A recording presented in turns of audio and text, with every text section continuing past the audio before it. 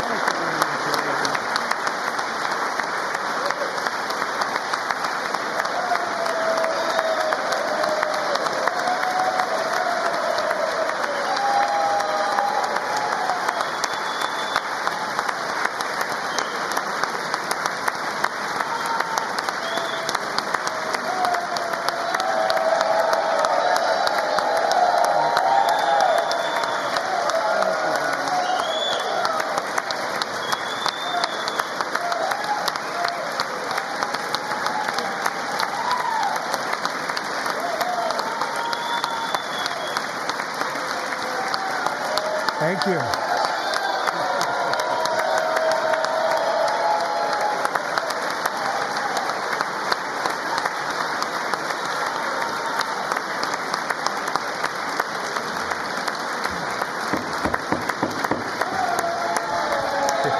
Thank you very much.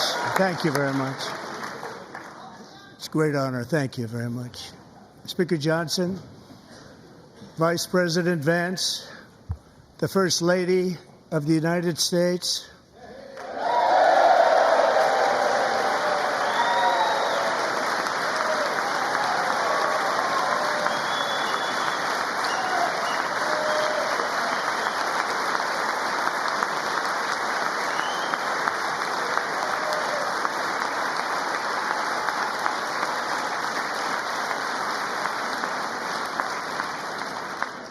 members of the United States Congress, thank you very much. And to my fellow citizens, America is back.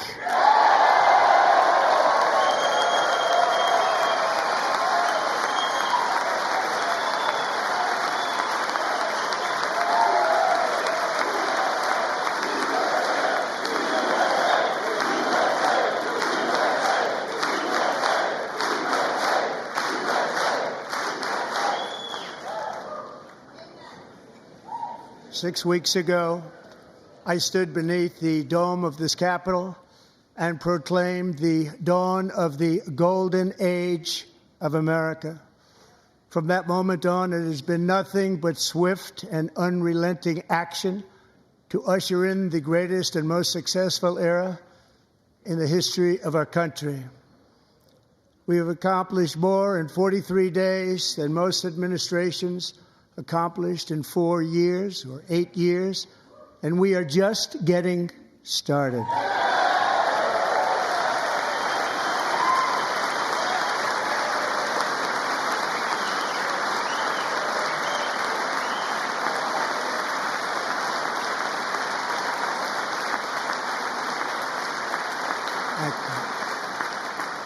I return to this chamber tonight to report that America's momentum is back, our spirit is back, our pride is back, our confidence is back, and the American dream is surging bigger and better than ever before.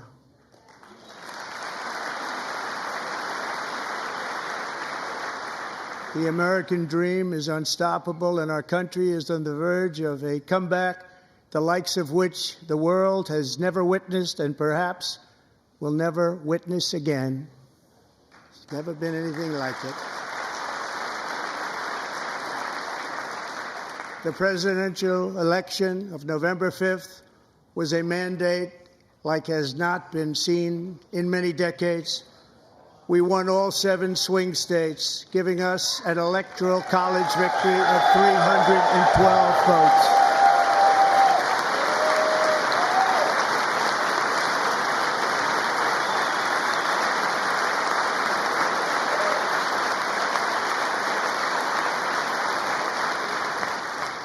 We won the popular vote by big numbers and won counties in our country.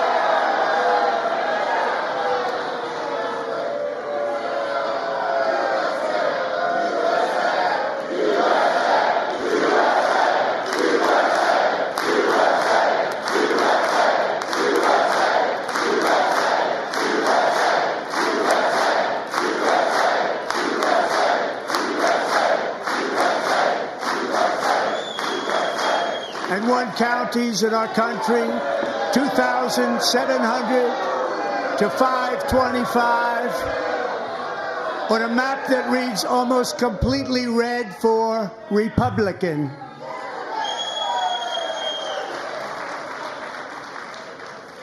Now, for the first time in modern history, more Americans believe that our country is headed in the right direction than the wrong direction. In fact, it's an astonishing record, 27-point swing, the most ever.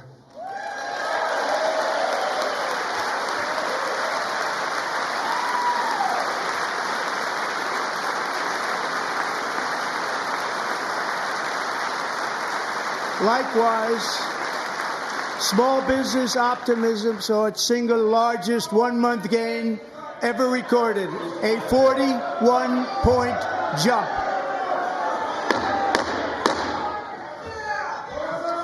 Members are directed to uphold and maintain decorum in the House and to cease any further disruptions.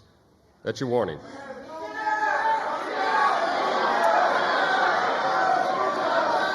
Members are engaging in willful and continuing breach of decorum, and the chair is prepared to direct the Sergeant-at-Arms to restore order to the joint session.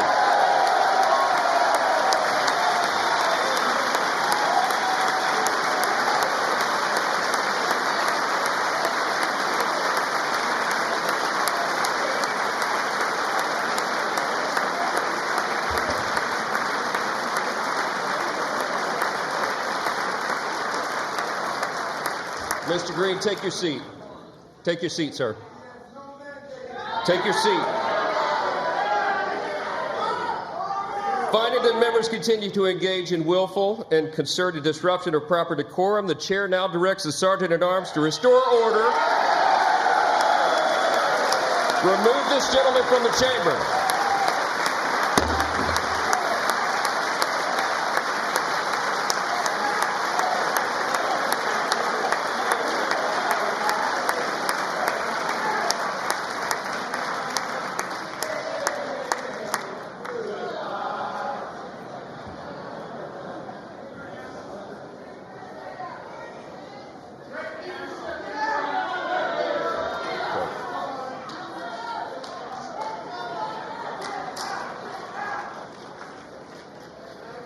Members are directed to uphold and maintain decorum in the House. Mr. President, you continue. Thank you. Over the past 6 weeks, I have signed nearly 100 executive orders and taken more than 400 executive actions, a record to restore common sense, safety, optimism, and wealth all across our wonderful land. The people elected me to do the job, and I'm doing it.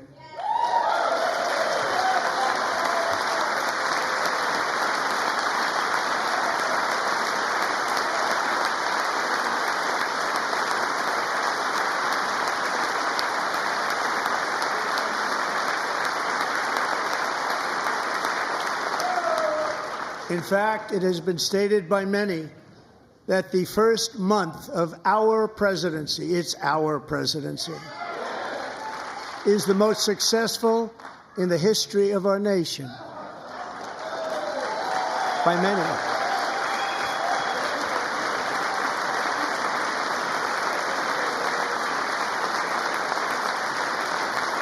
And what makes it even more impressive is that, do you know who number 2 is? George Washington. How about that? How about that? I don't know about that list, but we'll take it. Within hours of taking the oath of office, I declared a national emergency on our southern border, and I deployed the U.S. military and Border Patrol to repel the invasion of our country. And what a job they've done. As a result, illegal border crossings last month were by far the lowest ever recorded, ever.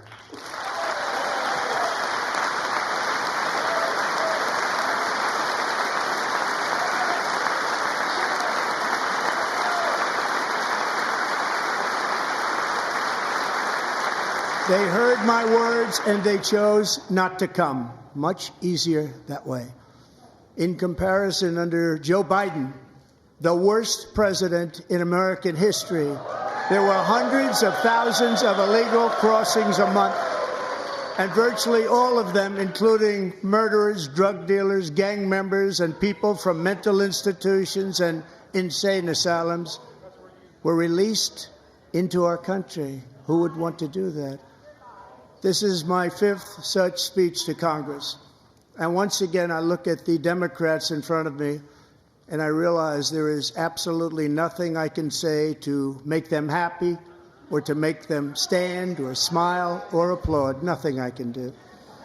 I could find a cure to the most devastating disease, a disease that would wipe out entire nations, or announce the answers to the greatest economy in history or the stoppage of crime to the lowest levels ever recorded. And these people sitting right here will not clap, will not stand, and certainly will not cheer for these astronomical achievements. They won't do it, no matter what. Five times I've been up here. It's very sad, and it just shouldn't be this way.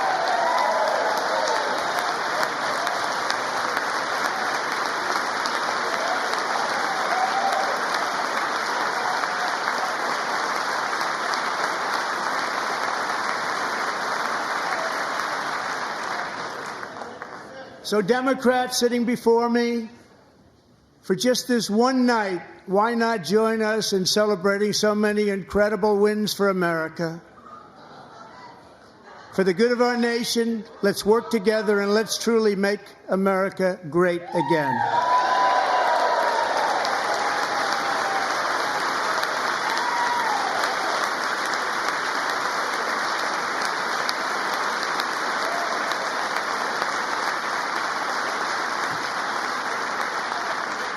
Every day, my administration is fighting to deliver the change America needs to bring a future that America deserves, and we're doing it.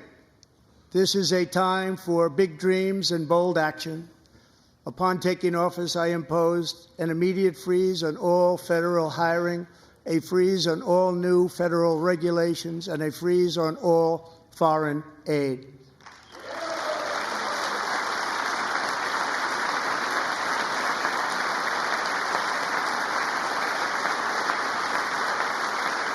I terminated the ridiculous Green New Scam. I withdrew from the unfair Paris Climate Accord, which was costing us trillions of dollars that other countries were not paying. I withdrew from the corrupt World Health Organization.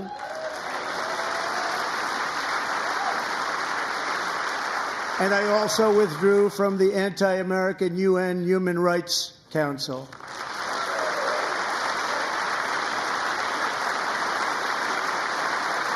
We ended all of Biden's environmental restrictions that were making our country far less safe and totally unaffordable. And importantly, we ended the last administration's insane electric vehicle mandate, saving our auto workers and companies from economic destruction.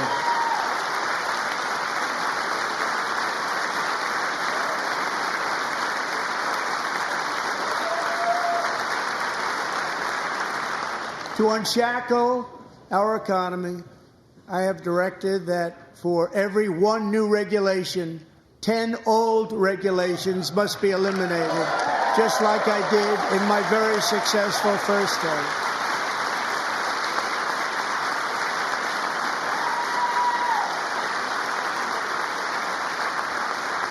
And in that first term, we set records on ending unnecessary rules and regulations like no other president had done before. We ordered all federal workers to return to the office. They will either show up for work in person or be removed from their job.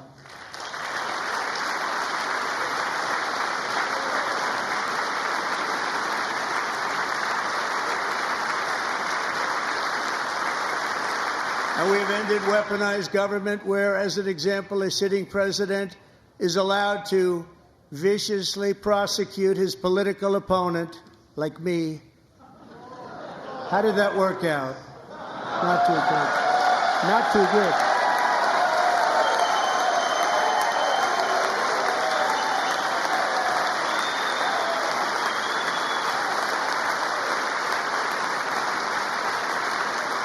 And I have stopped all government censorship and brought back free speech in America. It's back.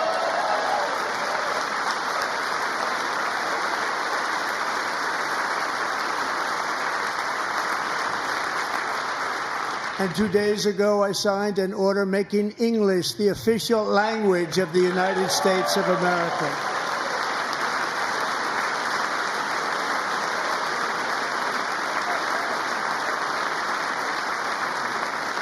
I renamed the Gulf of Mexico the Gulf of America.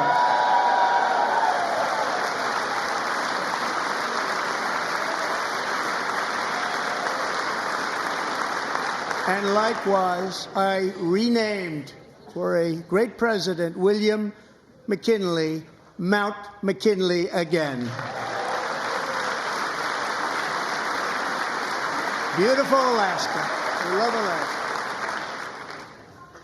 We've ended the tyranny of so-called diversity, equity, and inclusion policies all across the entire federal government and indeed the private sector and our military.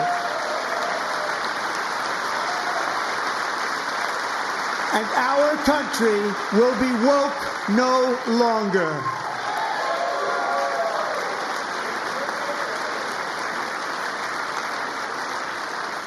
We believe that whether you are a doctor, an accountant, a lawyer, or an air traffic controller, you should be hired and promoted based on skill and competence, not race or gender.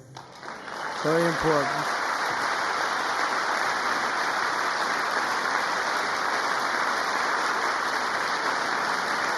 You should be hired based on merit. And the Supreme Court, in a brave and very powerful decision, has allowed us to do so. Thank you. Thank you very much. Thank you. We have removed the poison of critical race theory from our public schools, and I signed an order making it the official policy of the United States government that there are only two genders, male and female.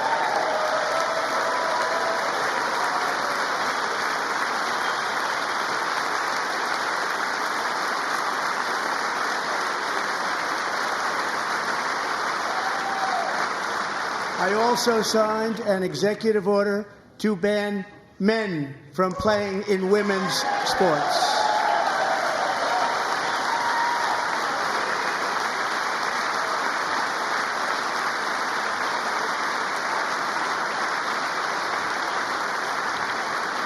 Three years ago, Peyton McNabb was an all-star high school athlete, one of the best, preparing for a future in college sports. But when her girls' volleyball match was invaded by a male, he smashed the ball so hard in Peyton's face, causing traumatic brain injury, partially paralyzing her right side, and ending her athletic career. It was a shot like she's never seen before. She's never seen anything like it. Peyton is here tonight in the gallery, and Peyton, from now on, schools will kick the men off the girls' team, or they will lose all federal funding.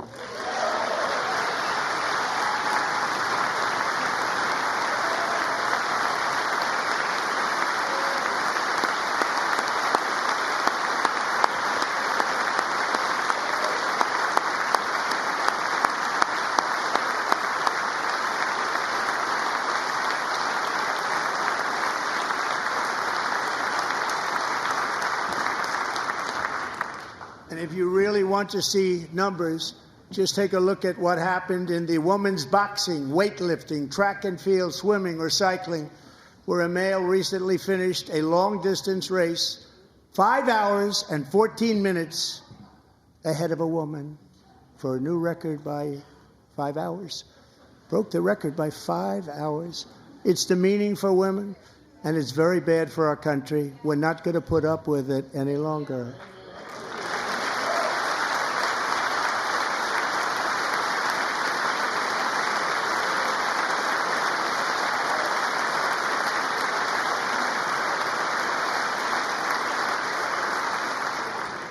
What I have just described is only a small fraction of the common sense revolution that is now, because of us, sweeping the entire world. Common sense has become a common theme, and we will never go back. Never. Never going to let that happen. Among my very highest priorities is to rescue our economy and get dramatic and immediate relief to working families. As you know, we inherited from the last administration an economic catastrophe and an inflation nightmare. Their policies drove up energy prices, pushed up grocery costs, and drove the necessities of life out of reach for millions and millions of Americans. They've never had anything like it. We suffered the worst inflation in 48 years, but perhaps even in the history of our country. They're not sure. As president, I'm fighting every day to reverse this damage and make America affordable again.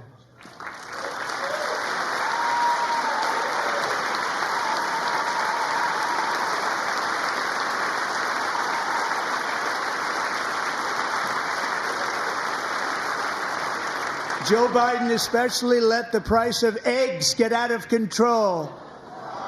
The egg price is out of control, and we're working hard to get it back down. Secretary, do a good job on that. You inherited a total mess from the previous administration.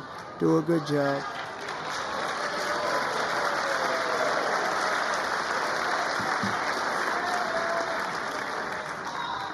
A major focus of our fight to defeat inflation is rapidly reducing the cost of energy.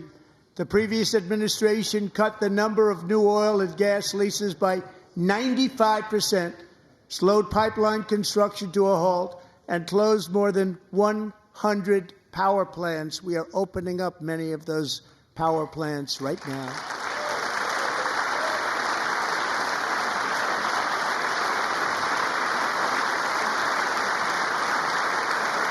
And frankly, we have never seen anything like it. That's why on my first day in office, I declared a national energy emergency. As you've heard me say many times, we have more liquid gold under our feet than any nation on earth, and by far. And now I fully authorize the most talented team ever assembled to go and get it. It's called Drill, Baby, Drill.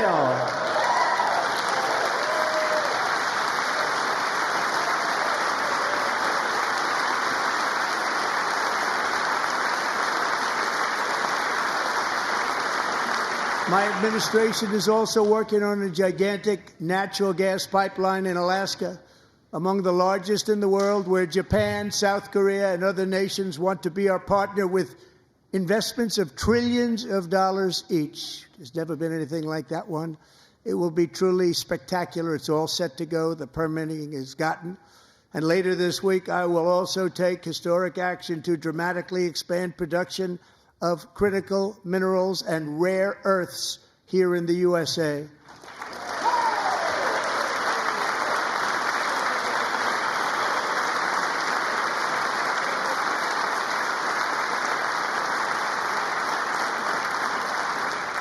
To further combat inflation, we will not only be reducing the cost of energy, but will be ending the flagrant waste of taxpayer dollars.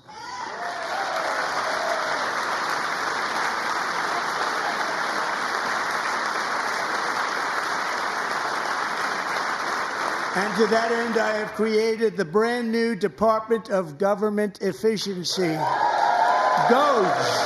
Perhaps you've heard of it. Perhaps.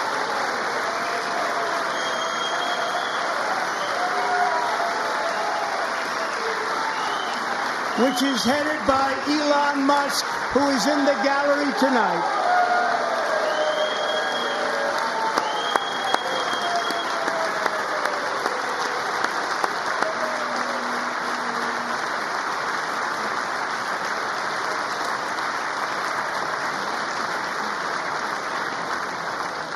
Thank you, Elon. He's working very hard. He didn't need this. He didn't need this. Thank you very much. We appreciate it. Everybody here, even this side, appreciates it, I believe. They just don't want to admit that. Just listen to some of the appalling waste we have already identified. $22 billion from HHS to provide free housing and cars for illegal aliens. $45 million for diversity, equity, and inclusion scholarships in Burma. $40 million to improve the social and economic inclusion of sedentary migrants. Nobody knows what that is. $8 million to promote LGBTQI+ in the African nation of Lesotho, which nobody has ever heard of. $60 million for indigenous peoples and Afro-Colombian empowerment in Central America. $60 million. $8 million for making mice transgender. This is real. $32 million for a left-wing propaganda operation in Moldova. $10 million for male circumcision in Mozambique. $20 million for the Arab Sesame Street in the Middle East. It's a program. $20 million for a program. $1.9 billion to recently created Decarbonization of Homes Committee, headed up, and we know she's involved. Just at the last moment, the money was passed over by a woman named Stacey Abrams. Have you ever heard of her? A $3.5 million consulting contract for lavish fish monitoring. $1.5 million for voter confidence in Liberia. $14 million for social cohesion in Mali. $59 million for illegal alien hotel rooms in New York City. He's a real estate developer. He's done very well. $250,000 to increase vegan local climate action innovation in Zambia. $42 million for social and behavior change in Uganda. $14 million for improving public procurement in Serbia. $47 million for improving learning outcomes in Asia. Asia's doing very well with learning. You know what we're doing. We should use it ourselves.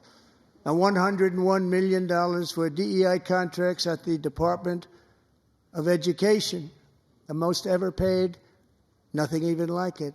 Under the Trump administration, all of these scams, and they're far worse, but I didn't think it was appropriate to talk about them. They're so bad. Many more have been found out and exposed and swiftly terminated by a group of very intelligent, mostly young people, headed up by Elon, and we appreciate it. We found hundreds of billions of dollars of fraud.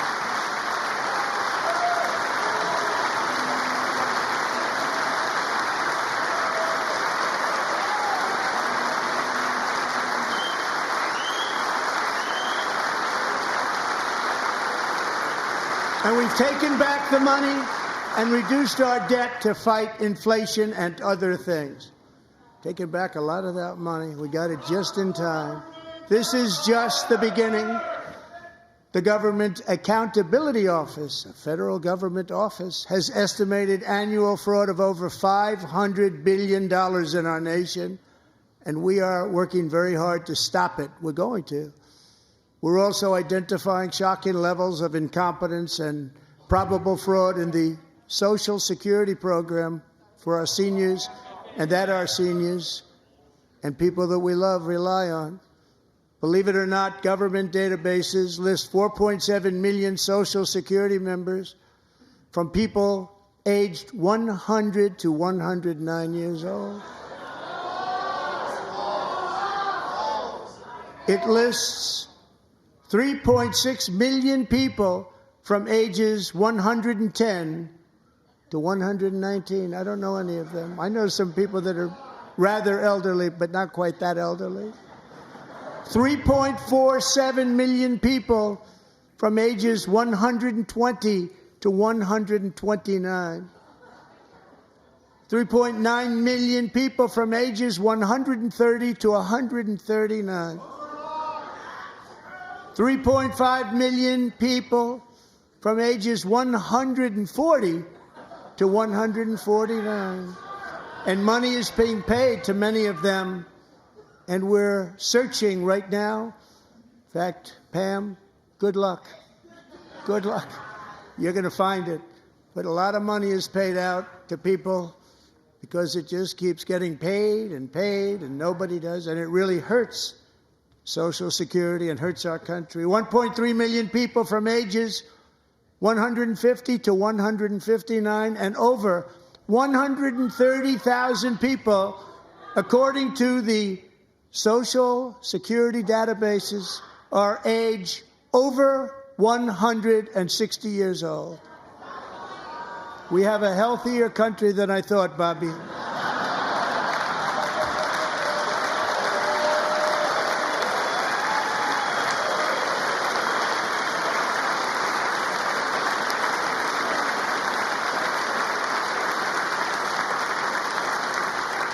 Including, to finish, 1,039 people between the ages of 220 and 229, one person between the age of 240 and 249, and one person is listed at 360 years of age. More than 100 years older than our country. But we're going to find out where that money's going, and it's not going to be pretty. By slashing all of the fraud, waste, and theft we can find, we will defeat inflation, bring down mortgage rates, lower car payments and grocery prices, protect our seniors, and put more money in the pockets of American families.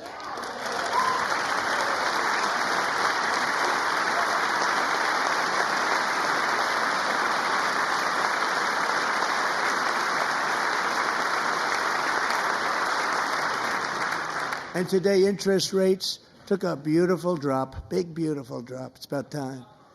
And in the near future, I want to do what has not been done in 24 years, balance the federal budget. We're going to balance it.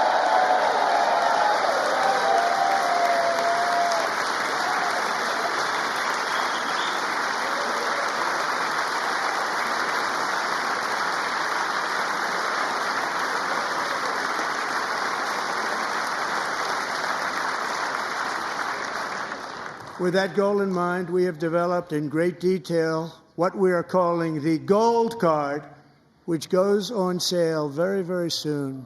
For $5 million, we will allow the most successful job-creating people from all over the world to buy a path to U.S. citizenship. It's like the green card, but better and more sophisticated.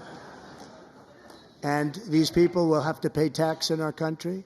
They won't have to pay tax from where they came. The money that they've made, you wouldn't want to do that, but they have to pay tax, create jobs. They'll also be taking people out of colleges and paying for them so that we can keep them in our country instead of having them being forced out.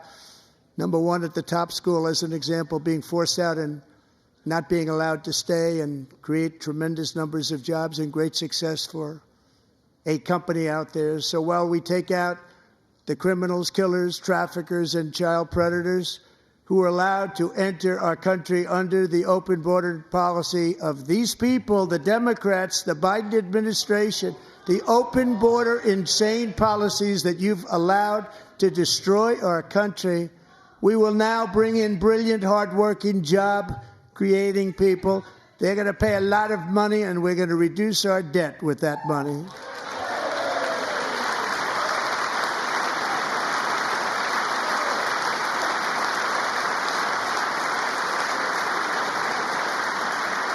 Americans have given us a mandate for bold and profound change. For nearly 100 years, the federal bureaucracy has grown until it has crushed our freedoms, ballooned our deficits, and held back America's potential in every possible way. The nation founded by pioneers and risk-takers now drowns under millions and millions of pages of regulations and debt. Approvals that should take 10 days to get instead take 10 years, 15 years, and even 20 years before you're rejected. Meanwhile, we have hundreds of thousands of federal workers who have not been showing up to work. My administration will reclaim power from this unaccountable bureaucracy, and we will restore true democracy to America again.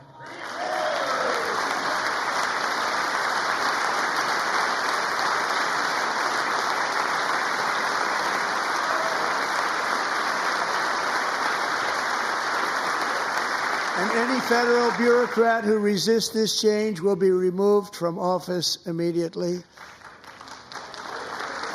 Because we are draining the swamp. It's very simple.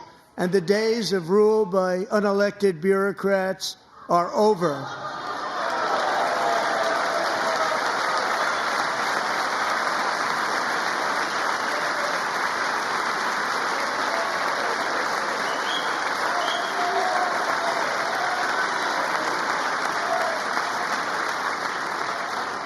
And the next phase of our plan to deliver the greatest economy in history is for this Congress to pass tax cuts for everybody. They're in there. They're waiting for you to vote.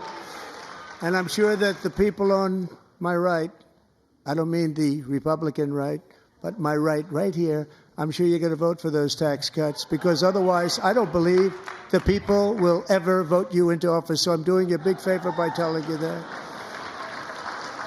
But I know this group is going to be voting for the tax cuts.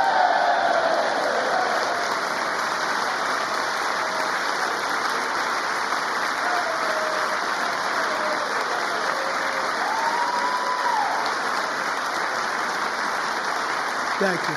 It's a very, very big part of our plan. We had tremendous success in our first term with it. A very big part of our plan. We're seeking permanent income tax cuts all across the board.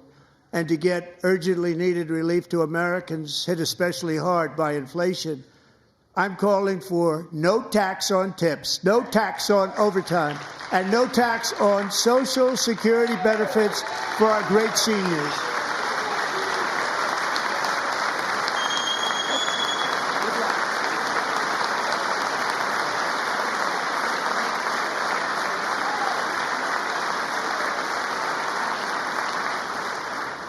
And I also want to make interest payments on car loans tax deductible, but only if the car is made in America.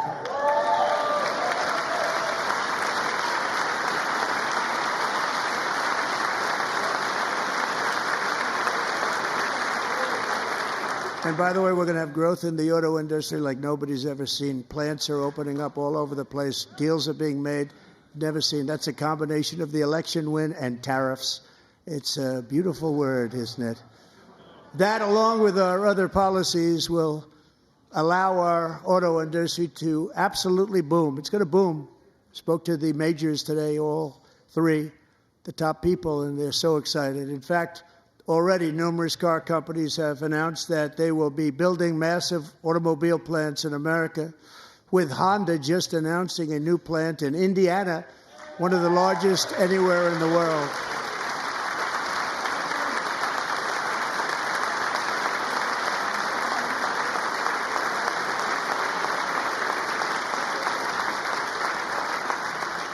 And this has taken place since our great victory on November 5th, a date which will hopefully go down as one of the most important in the history of our country.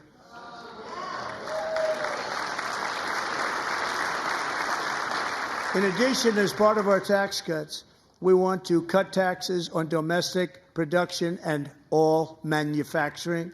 And just as we did before, we will provide 100% expensing. It will be retroactive to January 20th, 2025. And it was one of the main reasons why our tax cuts were so successful in our first term, giving us the most successful economy in the history of our country. First term. We had a great first term.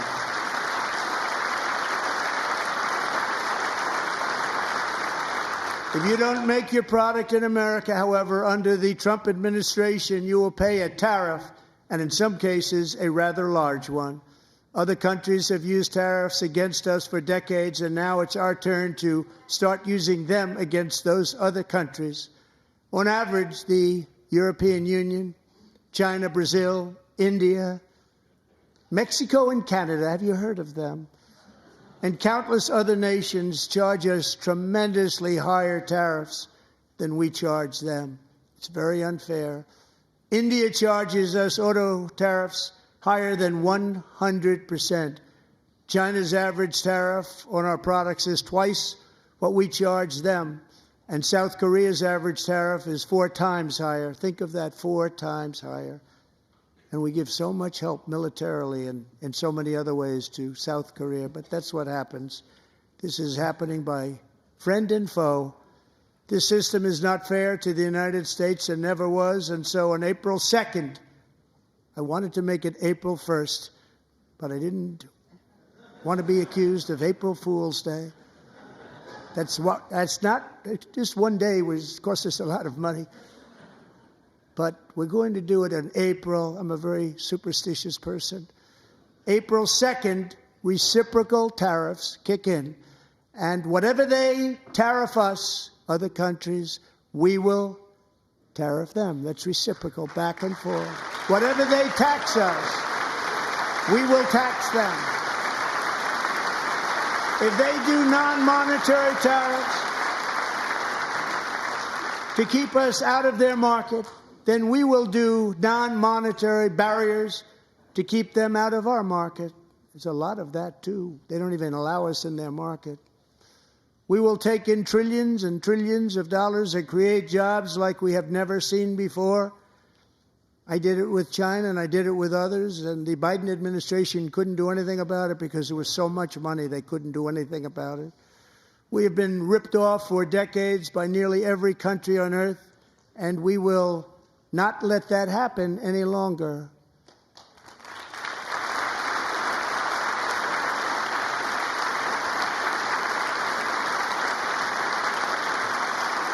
Much has been said over the last 3 months about Mexico and Canada, but we have very large deficits with both of them. But even more importantly, they've allowed fentanyl to come into our country at levels never seen before, killing hundreds of thousands of our citizens and many very young, beautiful people, destroying families.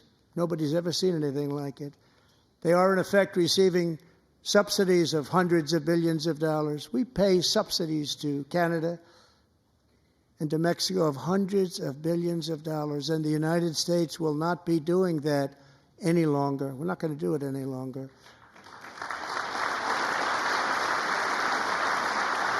Thanks to our America First policies we're putting into place, we have had $1.7 trillion of new investment in America in just the past few weeks. The combination of the election and our economic policies that people of SoftBank, one of the most brilliant anywhere in the world, announced a $200 billion investment. OpenAI and Oracle, Larry Ellison, announced $500 billion investment, which they wouldn't have done if Kamala had won. Apple announced $500 billion investment. Tim Cook called me. He said, I cannot spend it fast enough. It's going to be much higher than that, I believe. They'll be building their plants here instead of in China. And just yesterday, Taiwan Semiconductor, the biggest in the world, most powerful in the world, has a tremendous amount, 97% of the market, announced a $165 billion investment to build the most powerful chips on earth right here in the USA.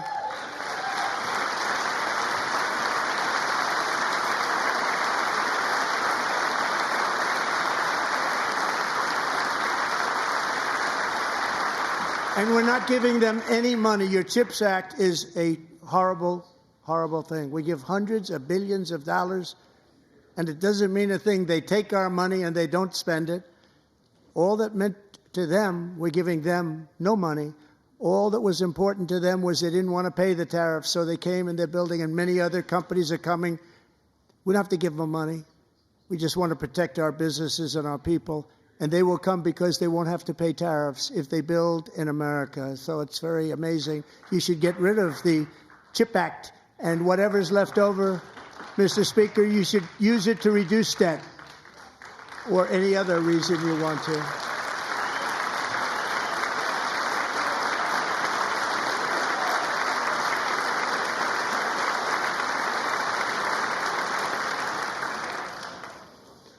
Our new trade policy will also be great for the American farmer. I love the farmer, who will now be selling into our home market, the USA, because nobody is going to be able to compete with you because there's goods that come in from other countries and companies.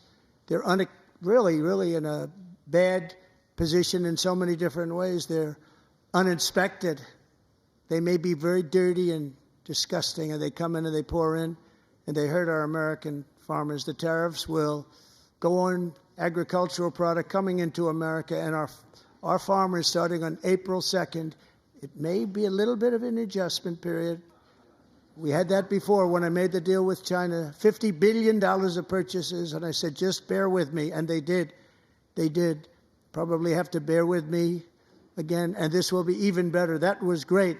The problem with it was that Biden didn't enforce it. He didn't enforce it. $50 billion of purchases, and we were doing great, but Biden did not enforce it, and it hurt our farmers. But our farmers are going to have a field day right now. So to our farmers, have a lot of fun. I love you too. I love you too. It's all going to happen.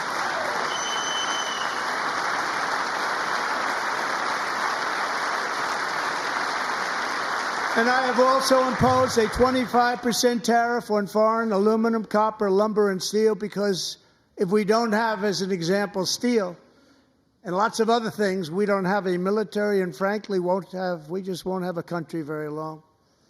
Here today is a proud American steelworker, fantastic person from Decatur, Alabama, Jeff Denard.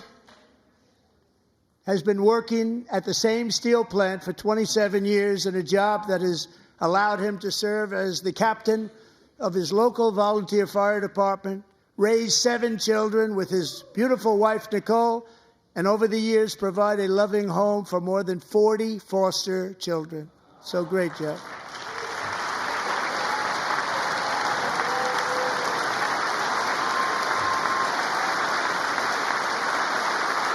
Thank you, Jeff. Thank you, Jeff.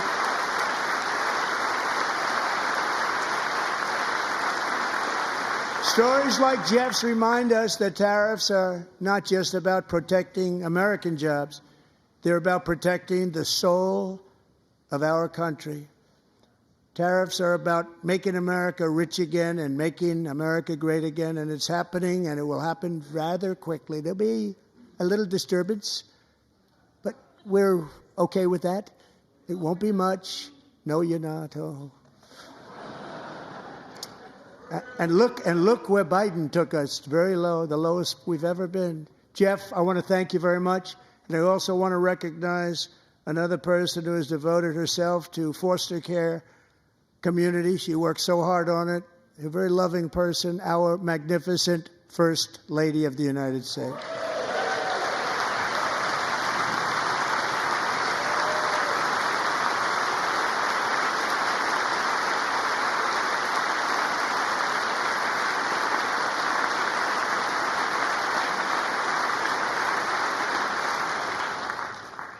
Melania's work has yielded incredible results, helping prepare our nation's future leaders as they enter the workforce.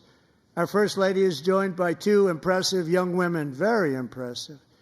Haley Ferguson, who benefited from the First Lady's Fostering the Future initiative and is poised to complete her education and become a teacher. And Elliston Berry, who became a victim of an illicit deepfake image produced by a peer. With Elliston's help, the Senate just passed the Take It Down Act, and this is so important. Thank you very much, John. John Thune, thank you. Stand up, John. Thank you, John.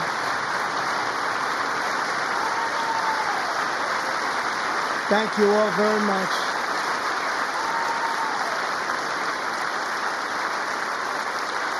Thank you. And thank you to John Thune and the Senate. Great job. To criminalize the publication of such images online is a terrible, terrible thing. And once it passes the House, I look forward to signing that bill into law. Thank you. And I'm going to use that bill for myself, too, if you don't mind. Because nobody gets treated worse than I do online. Nobody. That's great. Thank you very much to the Senate. Thank you. But if we truly care about protecting Americans' children, no step is more crucial than securing America's borders. Over the past 4 years, 21 million people poured into the United States. Many of them were murderers, human traffickers, gang members, and other criminals from the streets of dangerous cities all throughout the world. Because of Joe Biden's insane and very dangerous open border policies, they are now strongly embedded in our country, but we are getting them out and getting them out fast.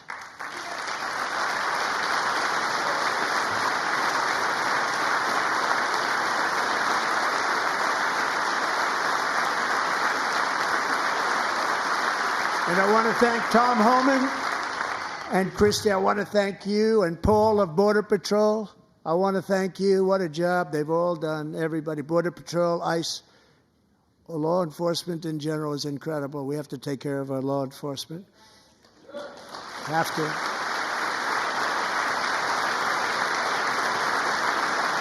Last year,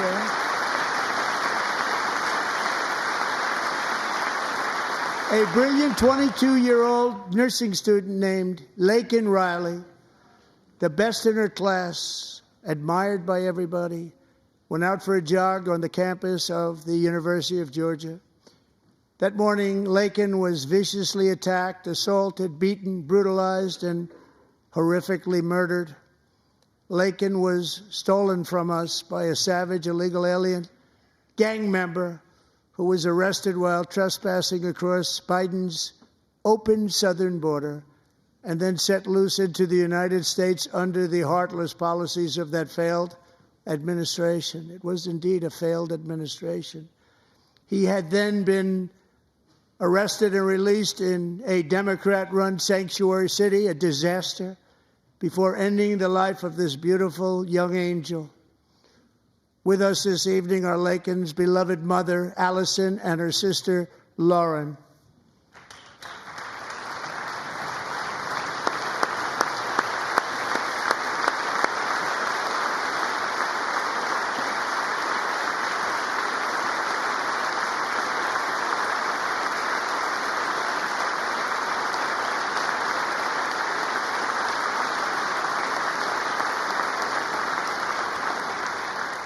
Last year, I told Laken's grieving parents that we would ensure their daughter would not have died in vain. That's why the very first bill I signed into law as your 47th president mandates the detention of all dangerous criminal aliens who threaten public safety. It's a very strong, powerful act.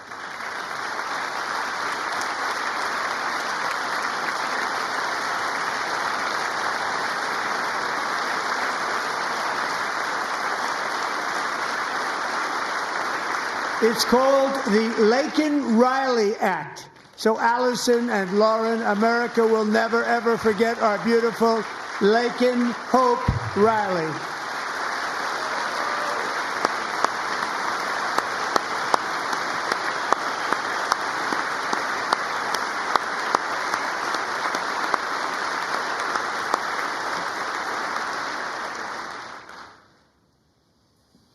Thank you very much.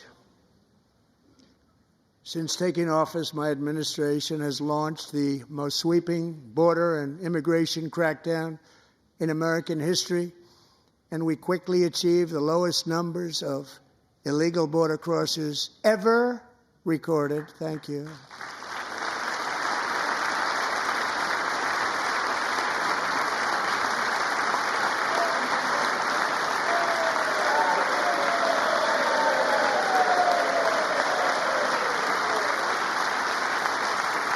The media and our friends in the Democrat Party kept saying we needed new legislation. We must have legislation to secure the border. But it turned out that all we really needed was a new president.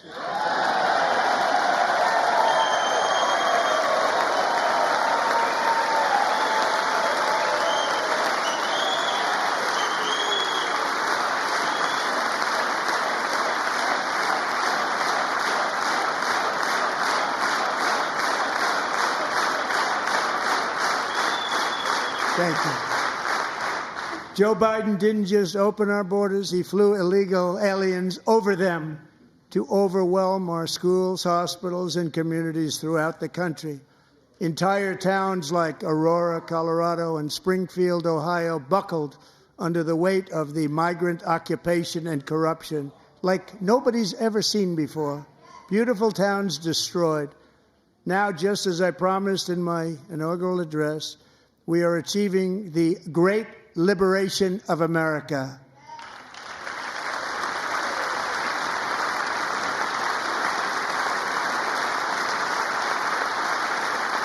But there still is much work to be done. Here tonight is a woman I have gotten to know, Alexis Nungari from Houston. Wonderful woman. Last June, Alexis's 12-year-old daughter, her precious Jocelyn, walked to a nearby convenience store. She was kidnapped, tied up, assaulted for 2 hours under a bridge, and horrifically murdered. Arrested and charged with this heinous crime are 2 illegal alien monsters from Venezuela, released into America by the last administration through their ridiculous open border. The death of this beautiful 12-year-old girl and the agony of her mother and family touched our entire nation greatly. Alexis, I promised that we would always remember your daughter, your magnificent daughter, and earlier tonight, I signed an order keeping my word to you. One thing I have learned about Jocelyn is that she loved animals so much. She loved nature.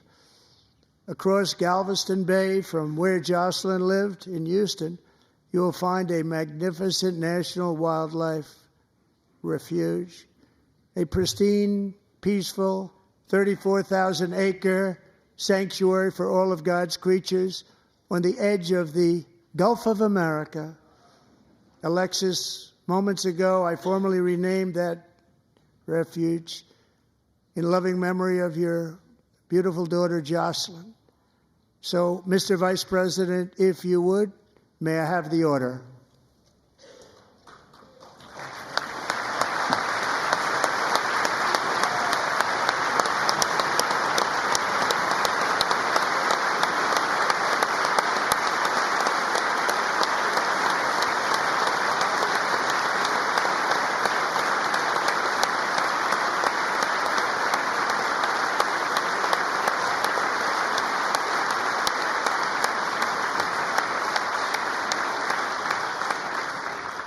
Thank you very much.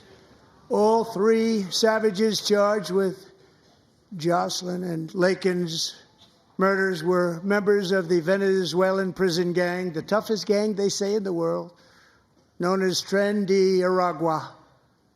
2 weeks ago, I officially designated this gang, along with MS-13 and the bloodthirsty Mexican drug cartels, as foreign terrorist organizations.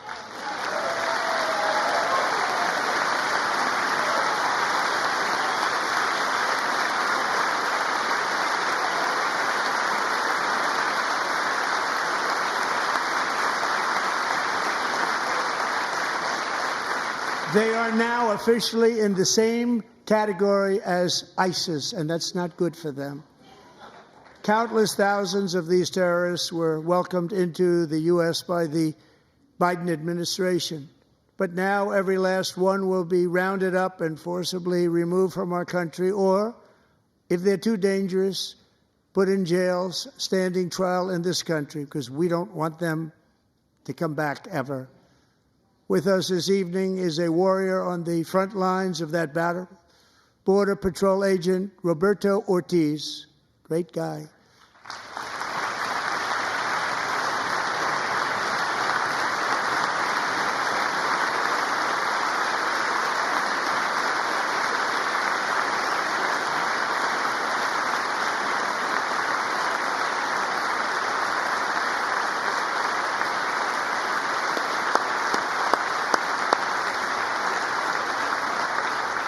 In January, Roberto and another agent were patrolling by the Rio Grande near an area known as Cartel Island. Doesn't sound too nice to me. When heavily armed gunmen started shooting at them. Roberto saw that his partner was totally exposed, at great danger, and he leapt into action, returning fire and providing crucial seconds for his fellow agent to seek safety, just barely. I have some of the prints of that event, and it was not good. Agent Ortiz, we salute you for your great courage and for your line of fire that you took and for the bravery that you showed. We honor you, and we will always honor you. Thank you, Roberto, very much.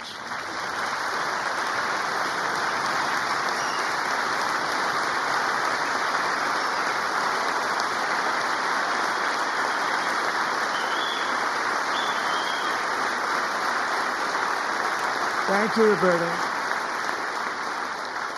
And I actually got to know him on my many calls to the border. He's a great gentleman.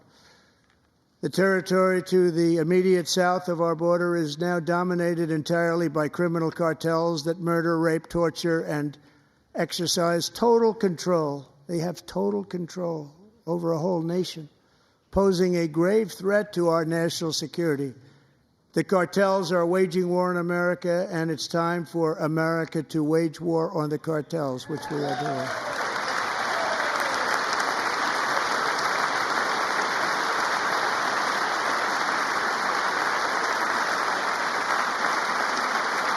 Five nights ago, Mexican authorities, because of our tariff policies being imposed on them, think of this, handed over to us 29 of the biggest cartel leaders in their country. That has never happened before. They want to make us happy. First time ever. But we need Mexico and Canada to do much more than they've done, and they have to stop the fentanyl and drugs pouring into the USA. They're going to stop it. I have sent Congress a detailed funding request laying out exactly how we will eliminate these threats to protect our homeland and complete the largest deportation operation in American history, larger even than current record holder President Dwight D. Eisenhower, a moderate man, but someone who believed very strongly in borders. Americans expect Congress to send me this funding without delay so I can sign it into law. So, Mr. Speaker, John Thune, both of you, I hope you're going to be able to do that, Mr. Speaker. Thank you. Mr. Leader, thank you. Thank you very much. And let's get it to me. I'll sign it so fast, you won't even believe it.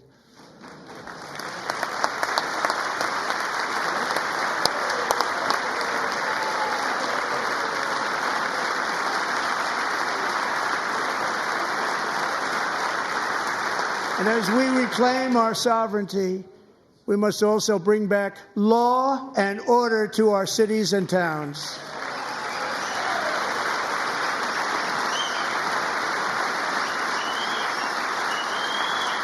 In recent years, our justice system has been turned upside down by radical left lunatics. Many jurisdictions virtually ceased enforcing the law against dangerous repeat offenders while weaponizing law enforcement against political opponents like me. My administration has acted swiftly and decisively to restore fair, equal, and impartial justice under the constitutional rule of law, starting at the FBI and the DOJ. Pam, good luck. Cash, wherever you may be, good luck. Good luck. Pam Bondi. Good luck. So important. Going to do a great job. Cash, thank you. Thank you, Cash.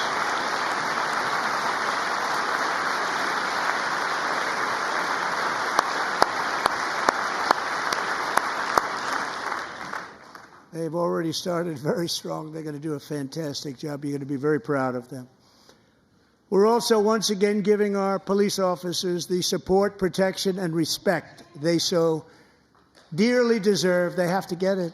They have such a hard, dangerous job, but we're going to make it less dangerous. The problem is the bad guys don't respect the law, but they're starting to respect it, and they soon will respect it. This also includes our great fire departments throughout the country. Our firemen and women are unbelievable people, and we'll never forget them.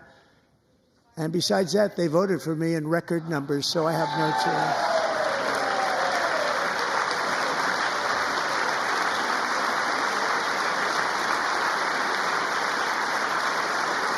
One year ago this month, 31-year-old New York police officer Jonathan Diller, unbelievably wonderful person and a great officer, was gunned down at a traffic stop on Long Island. I went to his funeral. The vicious criminal charged with his murder had 21 prior arrests, and they were rough arrests, too. He was a real bad one. The thug in the seat next to him had 14 prior arrests and went by the name of Killer. He was Killer. He killed other people, they say, a lot of them. I attended Officer Diller's service, and when I met his wife and one-year-old son, Ryan, it was very inspirational, actually. His widow's name is Stephanie, and she is here tonight. Stephanie, thank you very much, Stephanie. Thank you very much.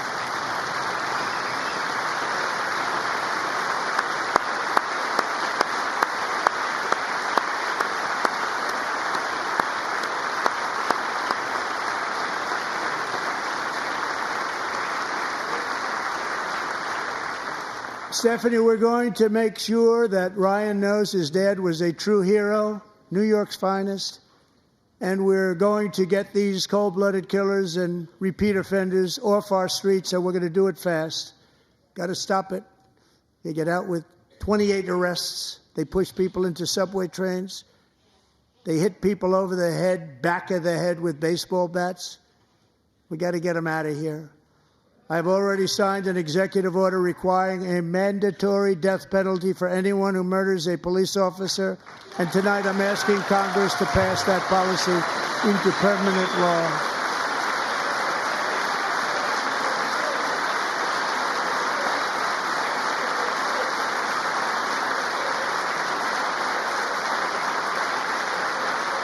I'm also asking for a new crime bill getting tough on repeat offenders while enhancing protections for America's police officers so they can do their jobs without fear of their lives being totally destroyed.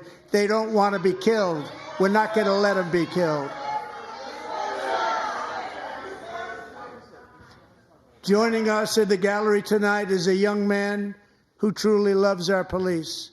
His name is DJ Daniel. He is 13 years old, and he has always dreamed of becoming a police officer.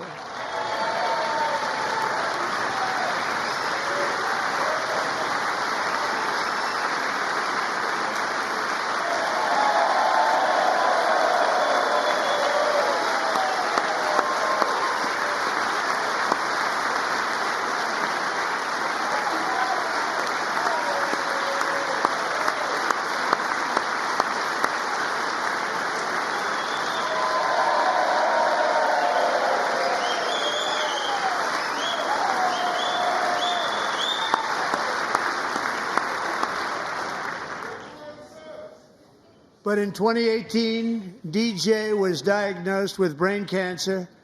The doctors gave him 5 months at most to live. That was more than 6 years ago.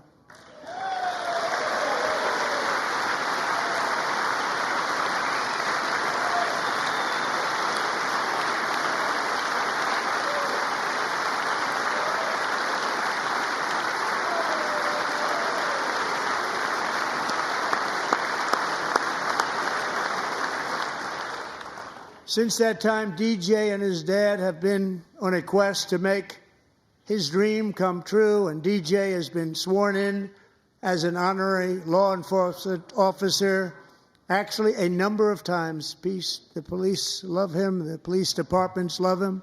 And tonight, DJ, we're going to do you the biggest honor of them all.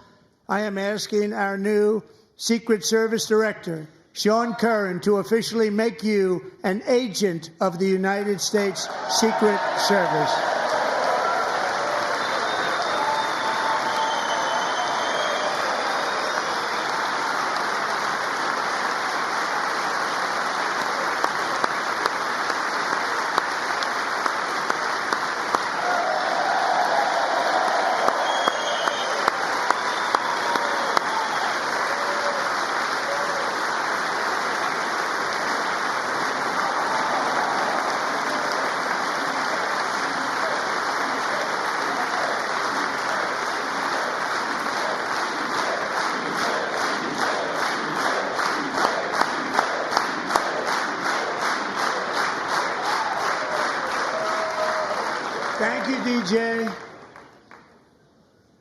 DJ's doctors believe his cancer likely came from a chemical he was exposed to when he was younger.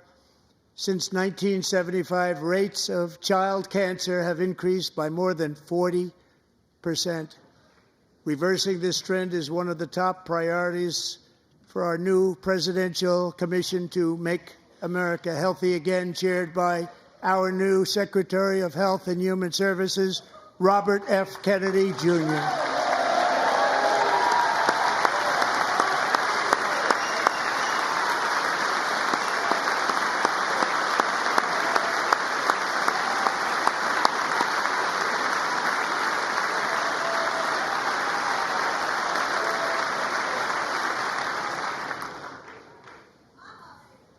With the name Kennedy, you would have thought everybody over here would have been cheering. How quickly they forget. Our goal is to get toxins out of our environment, poisons out of our food supply, and keep our children healthy and strong. As an example, not long ago, and you can't even believe these numbers, 1 in 10,000 children had autism, 1 in 10,000. And now it's 1 in 36. There's something wrong. 1 in 36. Think of that. So we're going to find out what it is, and there's nobody better than Bobby and all of the people that are working with you. You have the best to figure out what is going on. Okay, Bobby? Good luck. It's a very important job. Thank you. Good job.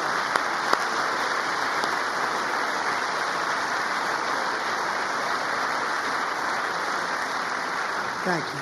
My administration is also working to protect our children from toxic ideologies in our schools. A few years ago, January Littlejohn and her husband discovered that their daughter's school had secretly socially transitioned their 13-year-old little girl.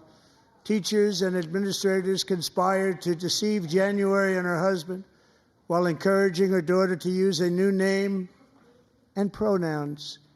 They, them pronoun, actually, all without telling January, who is here tonight and is now a courageous advocate against this form of child abuse. January, thank you. Thank you. Thank you very much.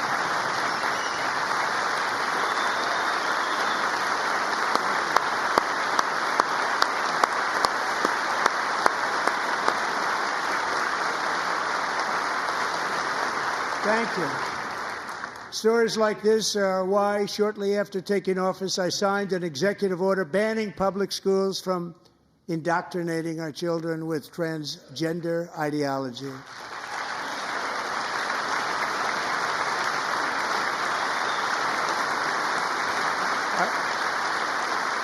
I also signed an order to cut off all taxpayer funding to any institution that engages in the sexual mutilation of our youth.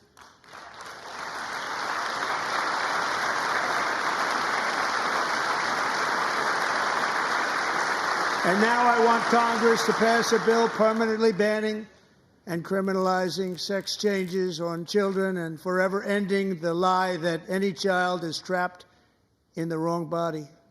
This is a big lie.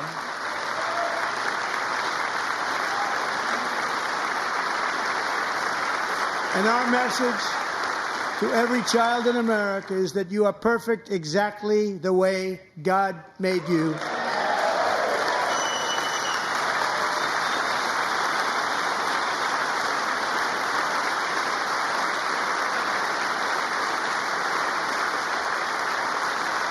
Because we're getting wokeness out of our schools and out of our military, and it's already out, and it's out of our society. We don't want it. Wokeness is trouble. Wokeness is bad. It's gone. It's gone. And we feel so much better for it, don't we? Don't we feel better?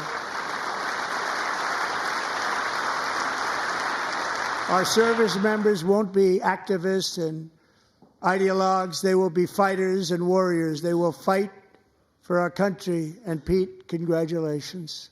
Secretary of Defense, congratulations.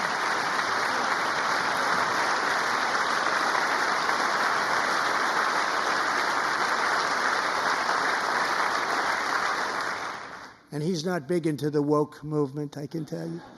I know him well.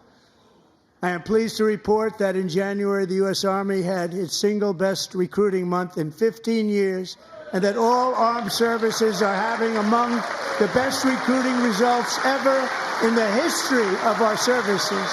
What a difference.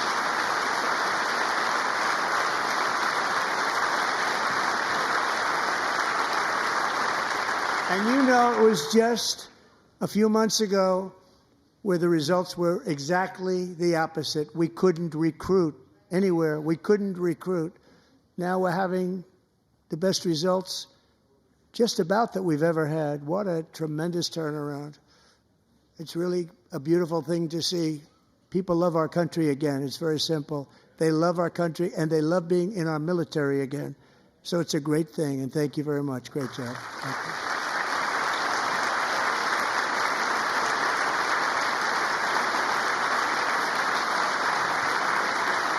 We're joined tonight by a young man, Jason Hartley, who knows the weight of that call of duty. Jason's father, grandfather, and great-grandfather all wore the uniform. Jason tragically lost his dad, who was also a Los Angeles County Sheriff's deputy when he was just a boy, and now he wants to carry on the family legacy of service. Jason is a senior in high school, a six-letter varsity athlete, a really good athlete, they say, a brilliant student with a 4.46, that's good, GPA. And his greatest dream is to attend the U.S. Military Academy at West Point.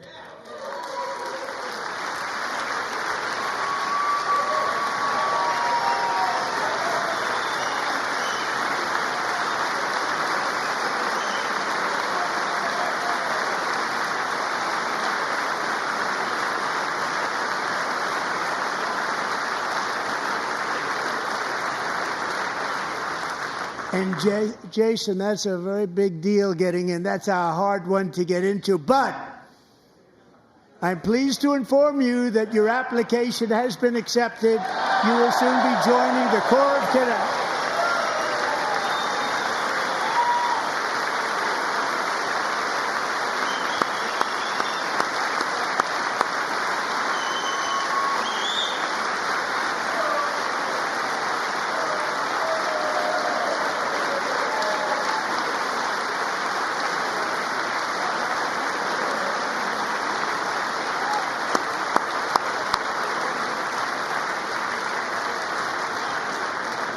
Thank you. Jason, you're going to be on the long gray line, Jason.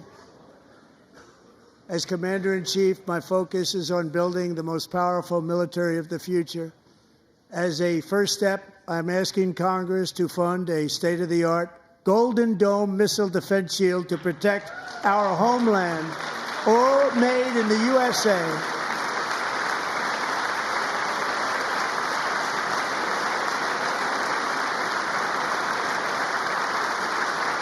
And Ronald Reagan wanted to do it long ago, but the technology just wasn't there, not even close. But now we have the technology. It's incredible, actually. And other places, they have it. Israel has it. Other places have it. And the United States should have it too, right, Tim, right? They should have it too. So I want to thank you. But it's a very, very important. This is a very dangerous world. We should have it. We want to be protected, and we're going to protect our citizens like never before. To boost our defense industrial base, we are also going to resurrect the American shipbuilding industry, including commercial shipbuilding and military shipbuilding.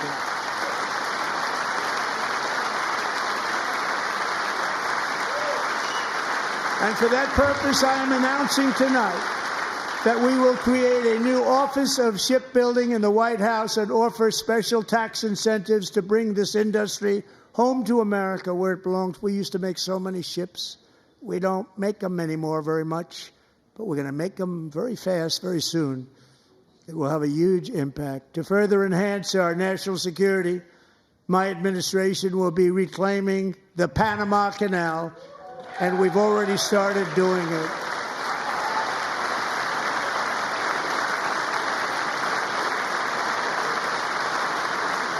Just today, a large American company announced they are buying both ports around the Panama Canal and lots of other things having to do with the Panama Canal and a couple of other canals.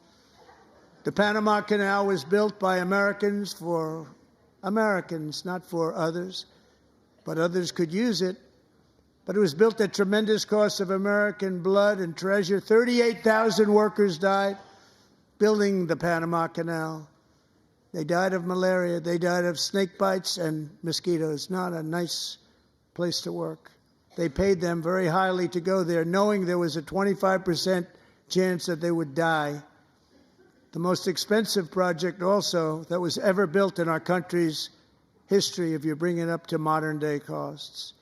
It was given away by the Carter administration for $1, but that agreement has been violated very severely. We didn't give it to China.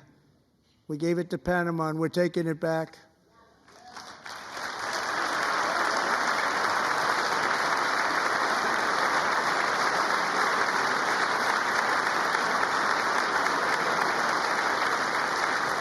And we have Marco Rubio in charge. Good luck, Marco. Now, we know who to blame if anything goes wrong. Marco's been amazing, and he's going to do a great job. Think of it. He got 100 votes. You know, he was approved with actually 99, but the 100th was this gentleman, and I feel very certain. So let's assume he got 100 votes. And I'm either very, very happy about that or I'm very concerned about it. But he's already proven. I mean, he's a great gentleman. He's respected by everybody, and we appreciate you voting for Marco. He's going to do a fantastic job. Thank you. Thank you. He's doing a great job. Great job. And I also have a message tonight for the incredible people of Greenland. We strongly support your right to determine your own future. And if you choose, we welcome you into the United States of America. We need Greenland for national security and even international security, and we're working with everybody involved to try and get it. But we need it really for international world security, and I think we're going to get it. One way or the other, we're going to get it. We will keep you safe. We will make you rich, and together we will take Greenland to heights like you have never thought possible before. It's a very small population, but very, very large piece of land and very, very important for military security. America is once again standing strong against the forces of radical Islamic terrorism. 3.5 years ago, ISIS terrorists killed 13 American service members and countless others in the Abbey Gate bombing during the disastrous and incompetent withdrawal from Afghanistan. Not that they were withdrawing, it was the way they withdrew. Perhaps the most embarrassing moment in the history of our country. Tonight, I am pleased to announce that we have just apprehended the top terrorist responsible for that atrocity, and he is right now on his way here to face the swift sword of American justice.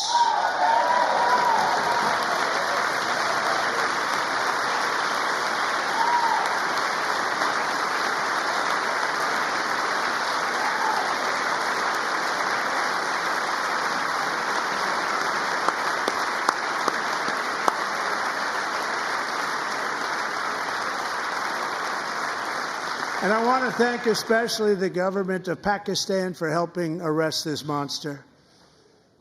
This was a very momentous day for those 13 families who I actually got to know very well, most of them, whose children were murdered, and the many people that were so badly, over 42 people, so badly injured on that fateful day in Afghanistan. What a horrible day.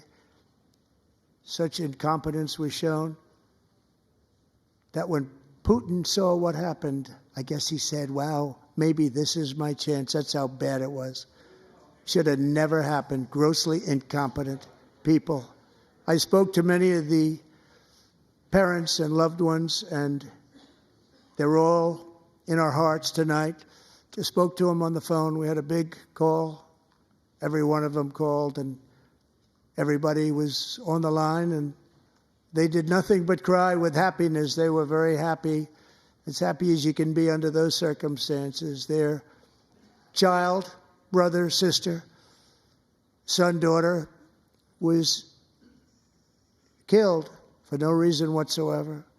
In the Middle East, we're bringing back our hostages from Gaza. In my first term, we achieved one of the most groundbreaking peace agreements in generations, the Abraham Accords.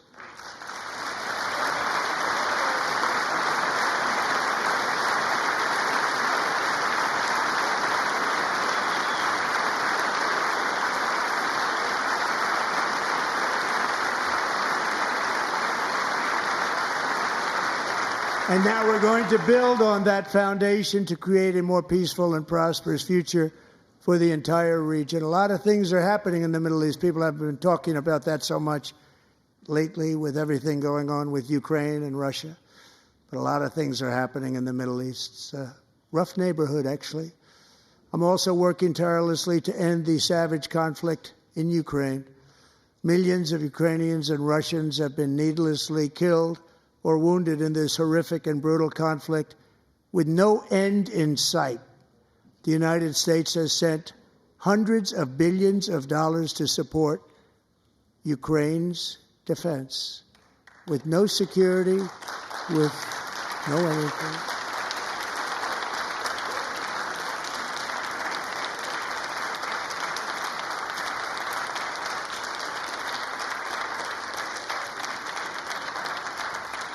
Do you want to keep it going for another 5 years? Yeah, you would say Pocahontas says yes.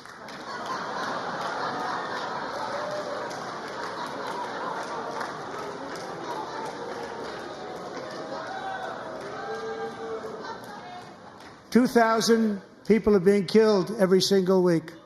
More than that. They're Russian young people. They're Ukrainian young people. They're not Americans. But I want it to stop. Meanwhile, Europe has sadly spent more money buying Russian oil and gas than they have spent on defending Ukraine, by far. Think of that. They've spent more buying Russian oil and gas than they have defending. And we've spent perhaps $350 billion, like taking candy from a baby. That's what happened. And they've spent $100 billion. What a difference that is.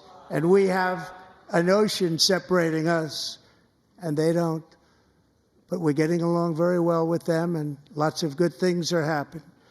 Biden has authorized more money in this fight than Europe has spent, by billions and billions of dollars. It's hard to believe that they wouldn't have stopped it and said at some point, come on, let's equalize. You got to be equal to us. But that didn't happen. Earlier today, I received an important letter from President Zelensky of Ukraine. The letter reads, Ukraine is ready to come to the negotiating table as soon as possible to bring lasting peace closer. Nobody wants peace more than the Ukrainians, he said. My team and I stand ready to work under President Trump's strong leadership to get a peace that lasts. We do really value how much America has done to help Ukraine maintain its sovereignty and independence. Regarding the agreement on minerals and security, Ukraine is ready to sign it at any time that is convenient for you. I appreciate that he sent this letter, just got it a little while ago. Simultaneously, we've had serious discussions with Russia and have received strong signals that they are ready for peace. Wouldn't that be beautiful? Wouldn't that be beautiful?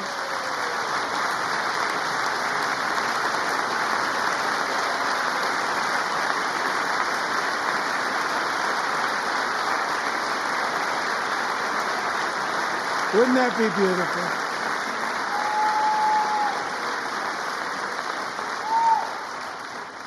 It's time to stop this madness. It's time to halt the killing. It's time to end this senseless war. If you want to end wars, you have to talk to both sides. Nearly 4 years ago, amid rising tensions, a history teacher named Mark Fogel was detained in Russia and sentenced to 14 years in a penal colony. Rough stuff. The previous administration barely lifted a finger to help him. They knew he was innocent, but they had no idea where to begin. But last summer, I promised his 95-year-old mother, Malphine, that we would bring her boy safely back home. After 22 days in office, I did just that, and they are here tonight.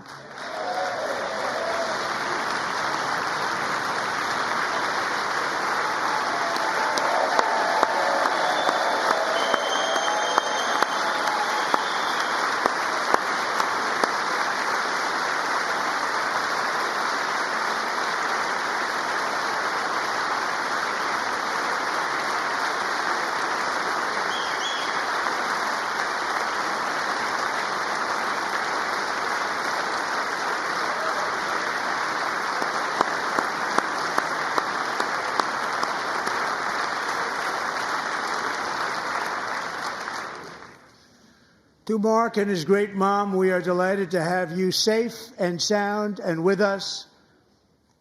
As fate would have it, Mark Fogel was born in a small rural town in Butler, Pennsylvania. Have you heard of it?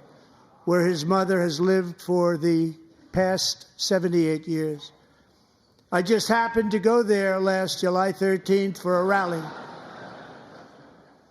That was not pleasant. And that is where I met his beautiful mom right before I walked onto that stage. And I told her I would not forget what she said about her son.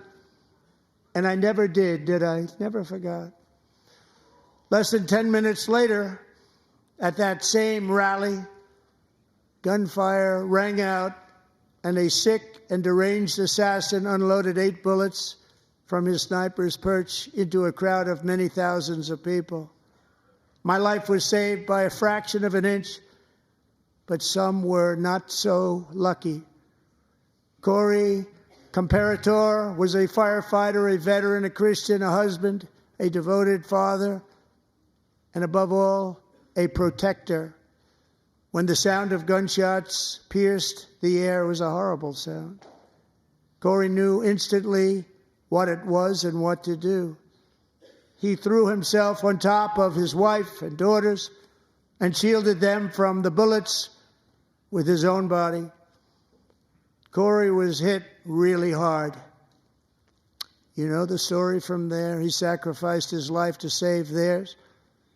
2 others, very fine people, were also seriously hit. But thankfully, with the help of 2 great country doctors, we thought they were gone, and they were saved. So those doctors had great talent. We're joined by Corey's wife, Helen, who was his high school sweetheart, and their 2 beloved daughters, Allison and Kaylee. Thank you.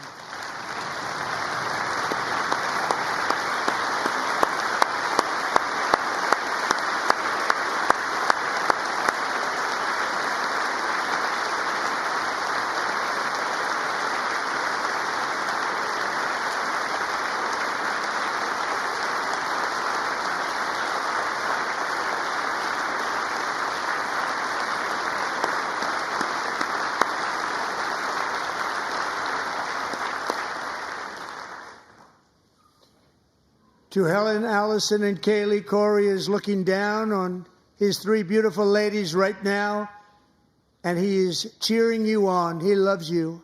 He is cheering you on.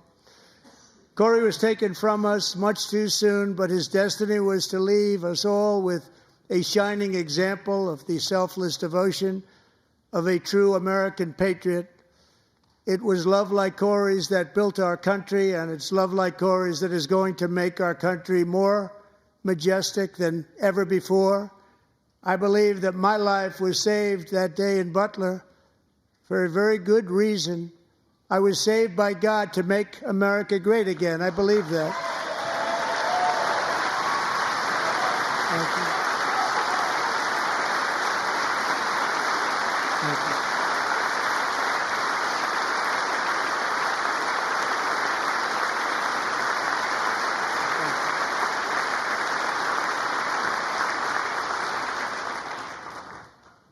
Thank you very much. From the patriots of Lexington and Concord to the heroes of Gettysburg and Normandy, from the warriors who crossed the Delaware to the trailblazers who climbed the Rockies, and from the legends who soared at Kitty Hawk to the astronauts who touched the moon, Americans have always been the people who defied all odds, transcended all dangers, made the most extraordinary sacrifices, and did whatever it took to defend our children, our country, and our freedom.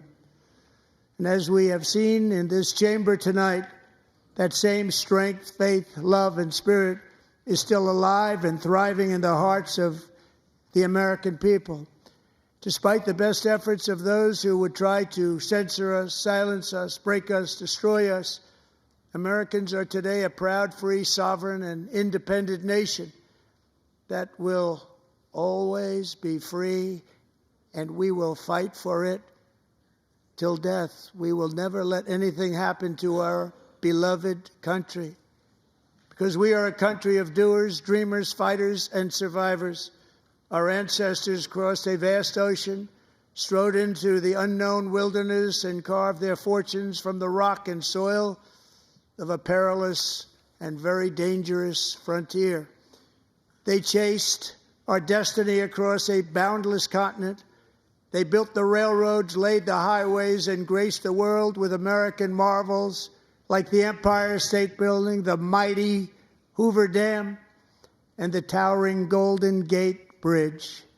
They lit the world with electricity, broke free of the force of gravity, fired up the engines of American industry, vanquished the communists, fascists, and Marxists all over the world, and gave us countless modern wonders sculptured out of iron, glass, and steel.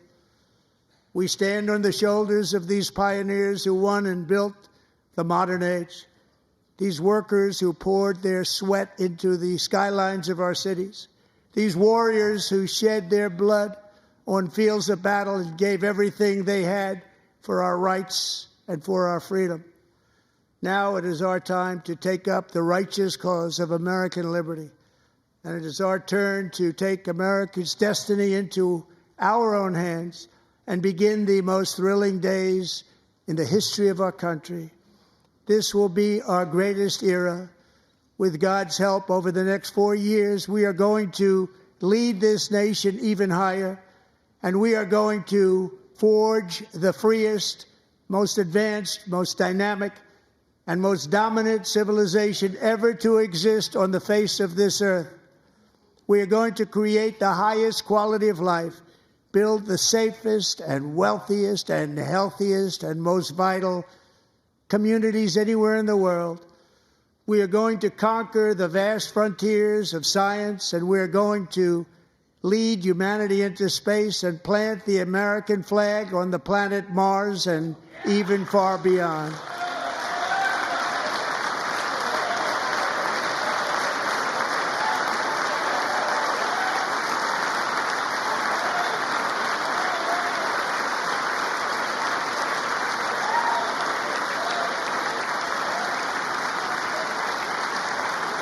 And through it all, we are going to rediscover the unstoppable power of the American spirit.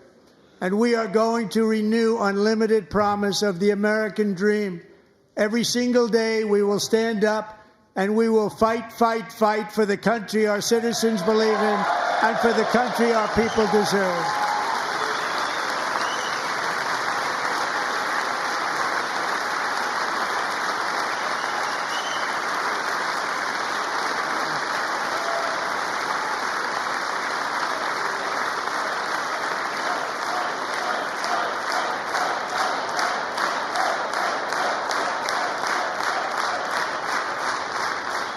My fellow Americans, get ready for an incredible future, because the golden age of America has only just begun.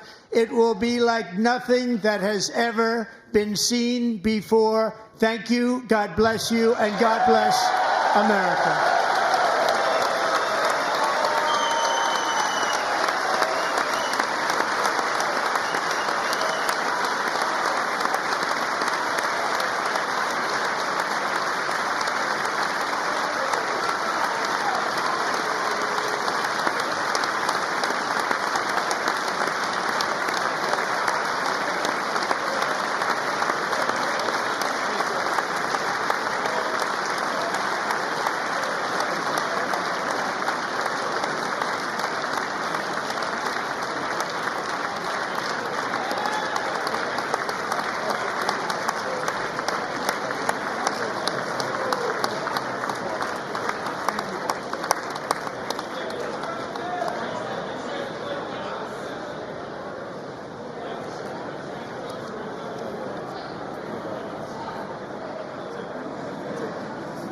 Thank you very much. Great job. Thank you. Great honor. Thank you very much. Thank you. Get this place going, all right? Thank you. It's a great honor. Thank you. Thank you, Mr. President. Thank you very much.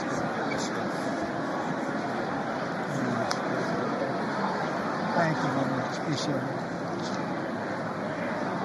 Thank you. I'll see you soon. Young people from all over. Well, I'm trying to. Great guy. Thank you. That's your favorite. Thank you. Thank you. Thank you very much. Appreciate it. Thank you again. Thank you again. Won't forget. So good. Yeah, it's good. So good, sir. Thank you. Terrific, Mr. Really terrific. Really outstanding. Thanks. Thank you. Yes, sir. Thank you. Good job, Mr. President. Thanks. We got you. Great Mr. President, one of your best speeches. Thanks again, Mr. President. Thank you, Mr. President. Thanks for the phone call last night, too. Absolutely. You know that. Thank you very much. I'll do it. Just give me these videos. I'm not going to get it. Sorry. Thank you, everybody. Great speech. Great speech. Thank you. Best speech ever. Yes. Good. Congratulations. Good job.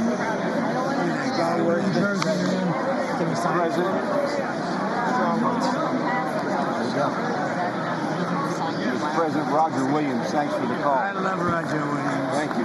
You don't have to introduce yourself. Thank you, sir. Mr. President. I know you better than you do, Roger. Thank you so much. My great baseball player. America Good is- job. Great job you're doing. America is back. Thank you so much, Welcome you Mr. back in President. Pennsylvania anytime, sir. They stood for. Thank you all. They stood for another country, not our country. That was phenomenal. It's hard to believe, isn't it? That was fantastic, sir. That was Thank you very much. Thank you. quick selfie. Mr. President. Good job, Mr. President. Great job. Thank you so much. Great speech. Great job. Yes, sir. President back in Pennsylvania. Oh, they're just quick. I want to stand in all. Absolutely. West Virginia loves you. Oh, good. How you doing? All right?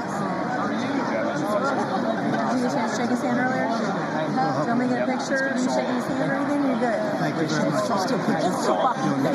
Let's do biofilm. Thank you, darling. Sir, thank you. I love you. Best speech on the floor ever.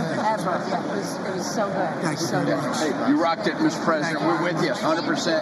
Crushed. Thank you very much. Really good. It was Congratulations. awesome. President. Yeah. Best speech ever. Thank you so much. That's the best. Mr. President, that was a great speech. That was awesome. God bless you. It was wonderful. Thank you. Great job. Let's go. Get down to that. You get down. Good luck. Yes, sir. Thank you. It's so great. Thank you, everybody. Good job. Thank you for mentioning God needs to help us. Thank you, Mr. President. It's true.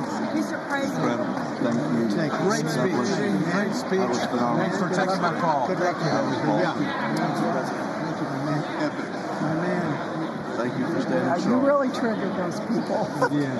Tremendous, Mr. President. Somebody Thank you. did. Thank you so much. Thanks for the beneficial ownership and this week. That Oh, was a good yeah. one. Thanks for mentioning farmers. Well, we love our farmers. Thank you, man. Thank you, Mr. President. You earned this night. Thank you very much. Appreciate it. We're tired. Thank you, man. Proud of you. Thank you, Mr. President. Thank you so much. Thank you. Great again, Bradley. Thank you. University is here for you. I did indeed. You better believe it. Very well I did a done, good sir. endorsement. President, home run. Thank you very much. job. You killed it. Mr. President. Thank you, everybody. You did great. Thank you. Good job. Thank Hey, you. great to see you. Slam dunk. You're doing good. Thank you, sir. You did amazing, per usual. Thank you. I'll see you. Thank you. Yes, sir. Thank you. Great cheese. Thank you. Got it? Love you, Got Mr. it? President. Yes. Thank you, everybody. Look at this beautiful New congressman from Eastern Washington. We've never met. Oh, Michael that's Baumgartner. good. I was one of Mike Leach's best friends. Oh, He that's thinks good. very Oh, highly of Mike you. was- oh, he was great. Tremendous. He was a great guy. Great What a speech. Great. Thank you. Thank you very much. Mr. Jr., you did a great job. Yeah, thank you very much. Home run, Mr. President. Home run. Home run. was a good one. Mr. President, good to see you, sir. Good job. Good job. Thank you very much. Looking good. Look at him. I need to talk to you about some buildings, some public buildings. You let me know. I will. Thank you, sir. Mr. President. Gus, crazy.